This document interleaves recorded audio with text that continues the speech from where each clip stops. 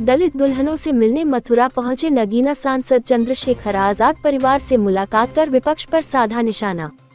भगवान श्री कृष्ण की जन्मस्थली मथुरा थाना रिफाइनरी के अंतर्गत आने वाले क्षेत्र गांव करनावल में 21 फरवरी 2025 को जाटव समाज की दो बेटियों की शादी में दबंगों द्वारा किए गए बवाल के बाद दोनों युवतियों की शादी टूट गई। उसके बाद अब पीड़ित परिवार से मिलने के लिए राजनीतिक दलों के लोग पहुंच रहे हैं। उसी में आज 28 फरवरी 2025 को आजाद समाज पार्टी के राष्ट्रीय अध्यक्ष व नगीना से सांसद चंद्रशेखर आजाद ने पीड़ित परिवार से मुलाकात की। उन्होंने मुलाकात के दौरान पीड़ित परिवार के दुख दर्द को साझा किया व उनसे बातचीत की। वहीं जब पीड़ित परिवार अपनी सुरक्षा व लड़कियों की शादी की बात कर रहा था तो चंद्रशेखर ने उन्हें आश्वासन दिया, देखिए हम आपकी सुरक्षा के लिए जिला प्रशासन से कहेंगे कि आपको एक लाइसेंसी असला परिवार को दिया जाए और उनकी सुरक्षा व्यवस्था का पूरा इंतजाम किया जाए। वहीं उन्होंने परिवार से कहा कि जो हो गया सो हो गया, अब आप आगे की बात करिए, सुरक्षित और सम्मान के साथ रहिए, आपका सम्मान के साथ कोई भी खिलवाड़ नहीं कर सकता, इसके लिए हम सब हैं। वहीं उन्होंने अपने समर्थकों से अपील की कि इस परिवार के लिए आप सभी लोग अपना एक दिन का भोजन त्याग कर शादी के लिए कुछ आर्थिक मदद करें। वहीं उन्होंने कहा, देखिए मैं दोनों लड़कियों से मिला हूं, उनके जो आंसू थे वह रुक नहीं रहे हैं और पूरा परिवार बहुत ही डरा हुआ है और इस परिवार की अब हम सभी को मिलकर सुरक्षा करनी है और आर्थिक मदद करके परिवार को आगे बढ़ाना है और इनका सहयोग करना है।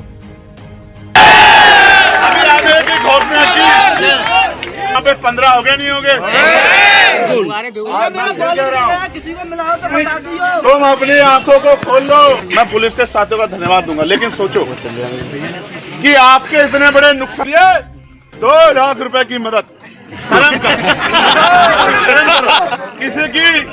किसी की नेता की गाय भाग जाती तो उसको 2 लाख रुपए का मुआवजा दे देते, किसी का कुत्ता भाग जाता तो 2 लाख रुपए का मुआवजा देते। और आपकी कीमत क्या लगाते हैं? आपके समाज की कीमत है। सुनो और अपने दिमाग को सुनो, क्या कीमत लगे तुम्हारी? बताओ क्या था? 2 लाख रुपए में एक मकान नहीं बनता। 2 लाख रुपए में 2 लाख तो क्या कोई गुंडा ये घटना कर पाता? बताओ पहले।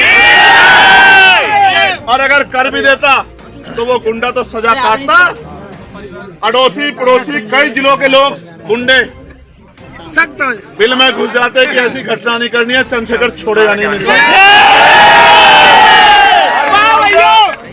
25 लाख रुपए का मुआवजा इन परिवार को दिया जाता और इनकी सुरक्षा पहले दिन सुनिश्चित की जाती और इनको एक 5 एकड़ का पट्टा दिया जाता कि भाई आप अपने आप को अकेला मत समझना, सरकार आपके साथ खड़ी। लेकिन क्या करें, गूंगी बहरी सरकार क्या कर रही है?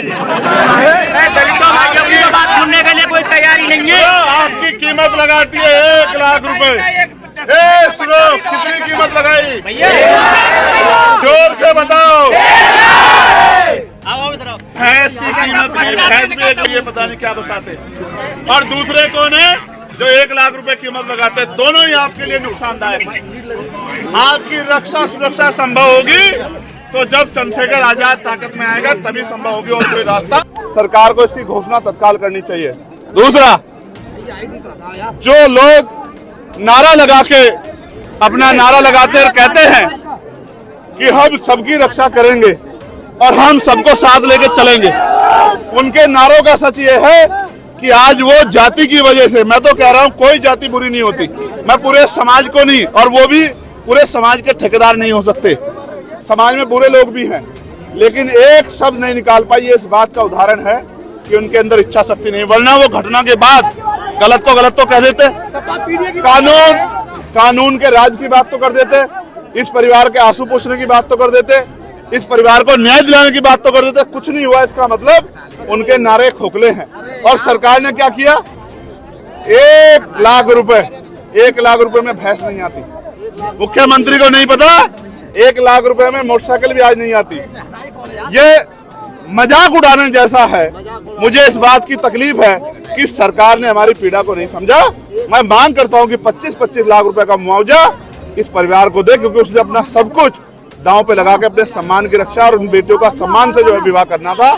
जो इस कानून व्यवस्था का जो बुरा हाल है, जिनकी जो सरकार की वजह से, जिसके कारण वो नहीं हो पाया, मुझे दुख है। मैं परिवार के साथ हूँ। आपसे क्या आश्वासन मिला है? मैंने उनको विश्वास दिलाया जब भी वो शादी करेंगे हम उनके साथ सहयोग करेंगे। माननीय सांसद जी आए हैं, उनके परिवार से उनका अपना बातचीत चल रहा है। जिस संबंध में थाना रिफाइनरी में मुकदमा पंजीकृत हुआ था उसमें 15 लोग को हम लोगों ने गिरफ्तार करके जेल भेज दिया है। उचित धारा में हम लोगों ने मुकदमा पंजीकृत कर लिया गया है। अब उसमें विवेचनात्मक कार्रवाई अभी प्रचलित है। जो कंपनसेशन होता है वो कंपनसेशन परिवार को दे दिया गया है और साक्ष्य के क्रम में जो धारा और बढ़ सकती है वो धारा बढ़ाई जाएगी और इनके खिलाफ प्रिवेंटिव कार्रवाई भी जो विधि संबंधी कार्रवाई बनती है वो कार्रवाई की जाएगी। ठीक है, थैंक यू।